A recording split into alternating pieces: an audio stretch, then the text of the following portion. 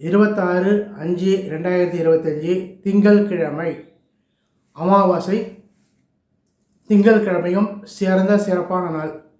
இது அஸ்வத்த பிரதட்சணம் அப்படின்னு விருட்ச ராஜா, விருஷங்களுக்கெல்லாம் மரங்களுக்கெல்லாம் ராஜாங்கிறது அரச மரம். அந்த அரச மரத்தை இந்த அமாவாசையும் திங்கக்கிழமையும் சேர்ந்திருந்த நன்னாள் இன்னைக்கு வளம் வணங்கினால் சகல நன்மையும் உண்டாகும் அப்படின்னு சாஸ்திரத்தில் சொல்லியிருக்காங்க.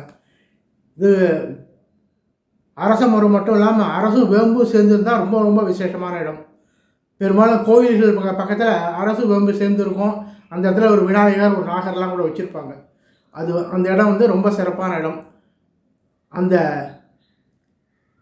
அமாவாசையும் திங்கக்கிழமையும் சேர்ந்த அந்த நன்னாளில் காலை நேரத்தில் போயிட்டு அந்த அரச மரத்தை சுற்றி வர்ற மாதிரி இருக்கும். அது 108 சுற்றி வரலாம். ஒரு உலர்ந்த திராட்சை ஒரு 108 ஏதோ ஒன்று கணக்கு எடுத்துகிட்டு ஒவ்வொரு சுற்றுக்கும் ஒன்று வச்சுட்டு 108 சுற்றி வர்றது ரொம்ப விசேஷம்.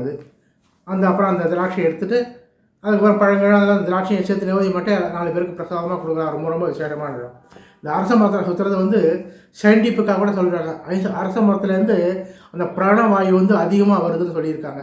அந்த அமாவாசை அந்த நாளில் அந்த பிராணவாயு வர்றது அந்த கர்ப்பிணி பெண்கள் ரொம்ப நாள் கர்ப்பம் தரிக்காமல் இருக்கிறவங்களுக்கு அது கர்ப்பம் தரிக்கும். ரொம்ப விசேஷமான இடம். அதுமாரி அதான் குழந்தை இல்லாமலாம் அரச மரம் சுற்றி வருவாங்க சொல்லுவாங்க. அதுமாரி அந்த இது கர்ப்பப்பையில் இருக்கிற நச்செல்லாம் நீக்கி குழந்தை பேர் உண்டாகிறதுக்கு வழிவகுக்கும். அதனால தான் அந்த அஸ்வத்த பிரதட்சணம் ரொம்ப விசேஷமாக சொல்லியிருக்காங்க. நம்ம இதில் பொதுவாகவே கடன் பிரச்சனை தீர்வதுக்கும் இந்த அஸ்வத்த பிரதட்சணம் அமாவாசை திங்கட்கிழமை சேர நாளில் பிரதட்சணம் பண்ணுறால் ரொம்ப நல்லது சொல்லுவோம்.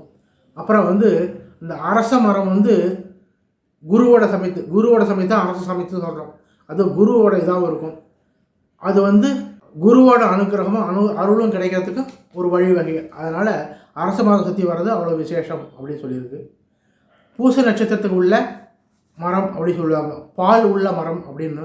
அதனால் அது பூசம் சனி சார நட்சத்திரம் இல்லையா, அது சனி பகவானுக்கு உள்ள இதாகவும் ஆகிறது. அதனால் குரு பகவான் சனி பகவானுக்கும் பிரீதியாகவும் ஆகுது அப்படின்னு சொல்லிட்டு அது ரொம்ப விசேஷமாக சாஸ்திரங்களில் சொல்லியிருக்காங்க. அதேமாதிரி இந்த திங்கள்கிழமையும் அமாவாசையும் சேர்ந்த தினத்தில் அரச மரம் சுற்றி வருவது ரொம்ப விசேஷமான புண்ணிய காலம், ரொம்ப விசேஷமான நன்மைகள் தரும்.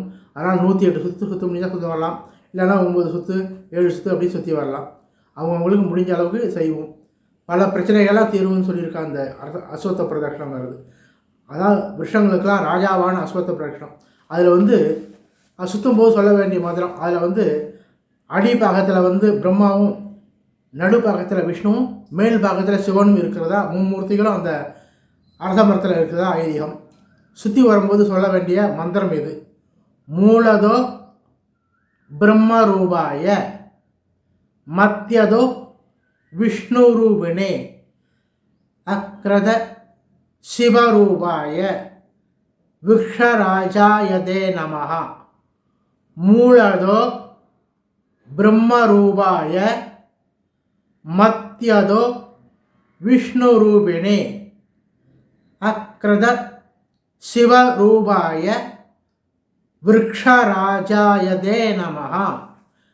அதாவது கீழ்பாகத்தில் பிரம்மாவும், நடுப்பாகத்தில் விஷ்ணுவும், மேல் பாகத்தில் சிவமாக இருக்கின்ற அஸ்வத்த ராஜாவே உன்னை வணங்குகின்றேன்னு அது பிரதட்சணம் பண்ணாக்க சகல நன்மையும் உண்டாகும் அப்படின்னு சாஸ்திரத்தை சொல்லியிருக்கு.